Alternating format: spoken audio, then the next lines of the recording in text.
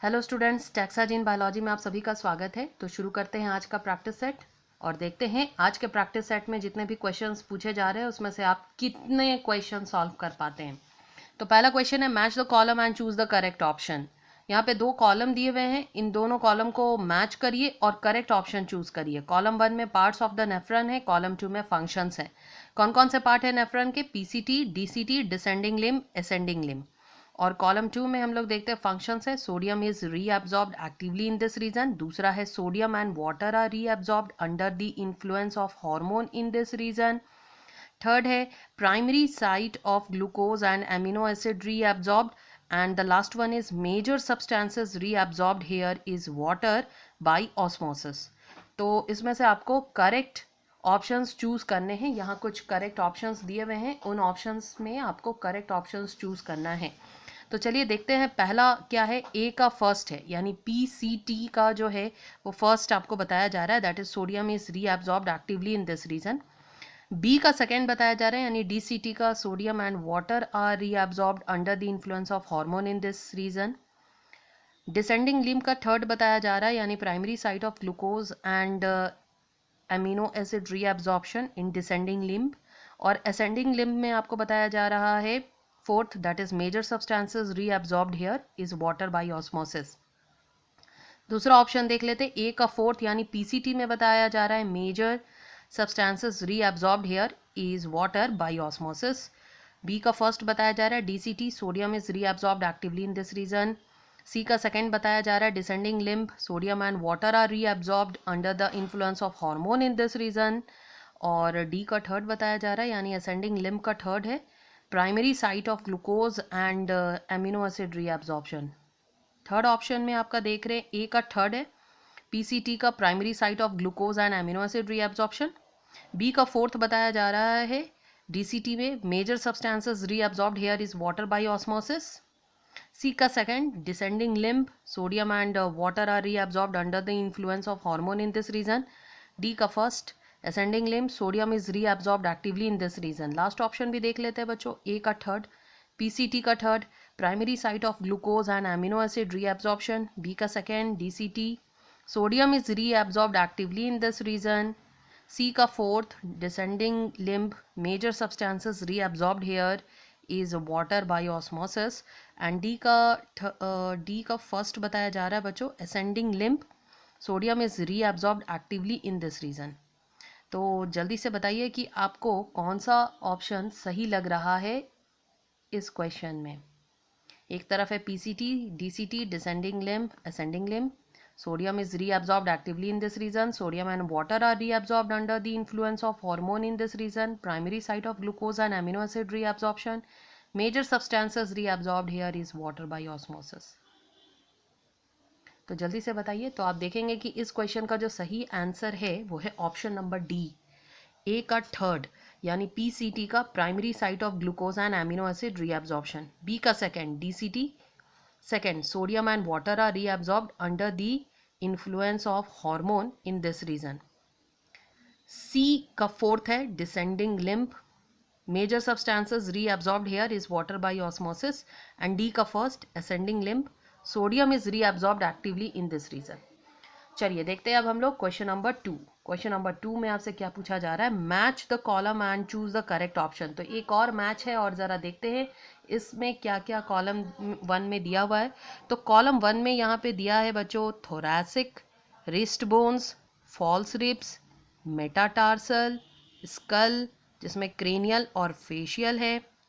दूसरी तरफ आप देख रहे हो कॉलम 2 में है ए का 8 है, बी 2 पेयर्स, सी 12, डी 3 पेयर्स, ई 26, एफ 5, जी 23। तो आपको इसमें से बताना है कि कौन सा ऑप्शन करेक्ट है। आप क्वेश्चन तो समझ गए होंगे। एक तरफ है thoracic, wrist bones, false ribs, metatarsal, skull, cranial and facial. दूसरी तरफ है 8 2 पेयर्स, 12 3 पेयर्स, 26 5 23। ऑप्शन आपका यहाँ पे दिया हुआ है option A B C D 1 2 3 4 5। 1 का बताया जा रहा है, थोरैसिक का बताया जा रहा है C यानी 12। तो आप जान रहे हो थोरैसिक 12 पेयर्स होते हैं, सॉरी थोरैसिक का नंबर जो है वो 12 होता है ना। तो थोरैसिक का C होगा, ये तो कंफर्म है। तो आप जान रहे हो कि देख रहे हो यहाँ पर कि सारे ऑप्शन में यहाँ C है, तो इस वाले से सही आंसर बता पाना मुश्किल होगा। दूसरा देखते हैं यहाँ रिस्ट बोन्स का क्या दिया हुआ है।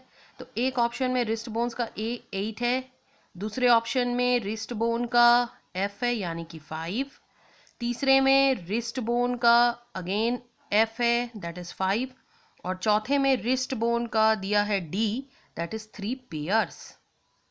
थर्ड ऑप्शन भी देख लेते हैं फॉल्स रिब्स। फॉल्स रिब्स का पहला ऑप्शन में दिया है D यानी 3 पेयर्स, दूसरे ऑप्शन में दिया है B यानी 2 पेयर्स, थर्ड ऑप्शन में दिया है D 3 pairs, and fourth option में दिया है A that is 8। False ribs are 8 in number. चौथा मेटाटार्सल है, मेटाटार्सल का भी देख लेते हैं हम लोग। ऑप्शन ए में मेटाटार्सल का दिया है F यानी कि 5, बी में दिया है G यानी 23, सी ऑप्शन में दिया है A यानी कि 8, मेटाटार्सल्स आर 8 इन नंबर, और डी ऑप्शन में दिया है F यानी कि 5।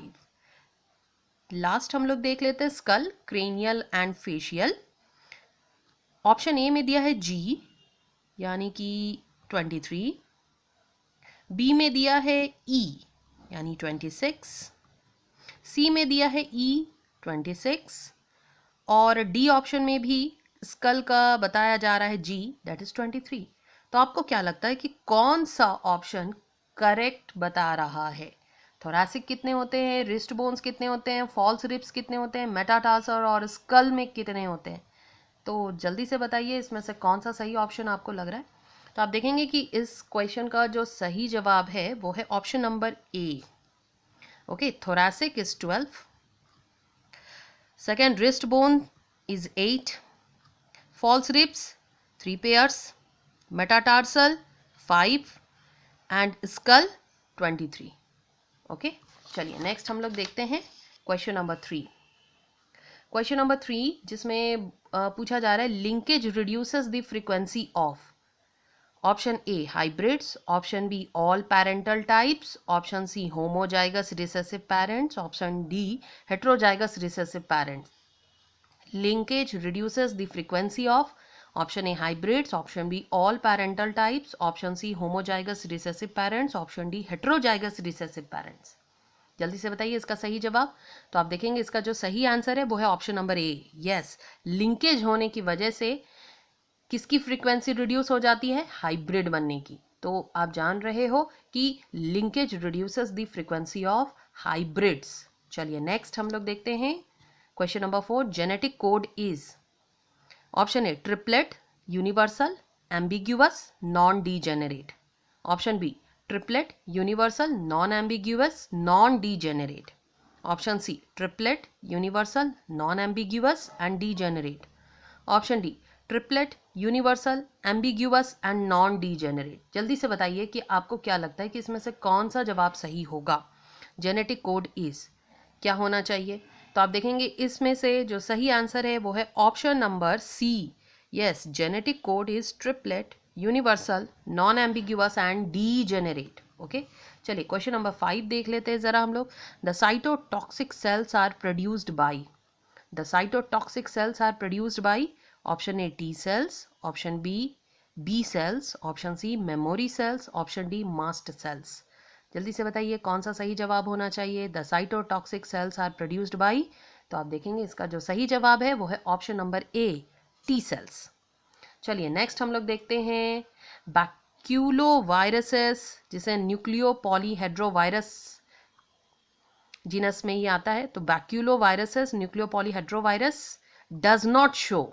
Option A host specificity, option B narrow spectrum applications, option C effects on non target pathogens, option D utility in IPM programme. तो इसमें से ये क्या शो नहीं करता है? नॉट शो है ना। Baculoviruses does not show host specificity, narrow spectrum applications, effects on non target pathogens और यूटिलिटी इन आईपीएम प्रोग्राम्स। तो आप देखेंगे इस क्वेश्चन का जो सही जवाब है वो है option number C, effects on non target pathogen, ये शो नहीं करता बैक्यूलोवायरस। तो बच्चों यहाँ पे ये प्रैक्टिस सेट फिनिश होता है और जितना हो सके ज़्यादा से ज़्यादा पढ़ाई करिए और जो भी क्वेश्चन रॉन्ग हुआ हो उसके टॉपिक तुरंत एनसीईआरटी से रिवाइज करिए।